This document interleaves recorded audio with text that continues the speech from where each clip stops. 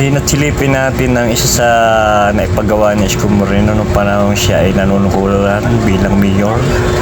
So, ito guys, dati napakadumi nito. Yan yung Pasig River. Yan yung Binondo Bridge na nag-uugnay sa Intramuros at Binondo.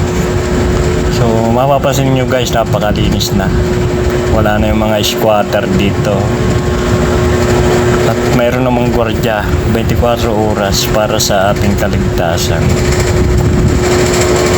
Yan. Mapapansin nyo guys, hindi dati ganyan yan. Napakadumi. Tsaka hindi mo makikita na may parang mini park pala dyan. So yan yung isa lang na naipagawa ni Isko Moreno. Marami pa siyang na-improve. Una sa ayos sa kamay nila.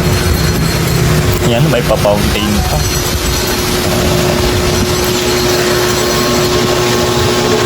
Napakalinis. At ito yung side dito, ito yung Binondo, yung Jones Bridge. Ayan, isa sa tulay na makasaysayan nung unang panahon. Diba guys, napakaganda. Nandahil kay Isko Moreno. Isa ito sa mga nalinis niya sa Kamaynilaan, bukod pa yung mga trapiko dyan sa loob ng Binondo area, Manila. Ayan. Kaya guys, kung may panahon kayo, pasyal kayo dito.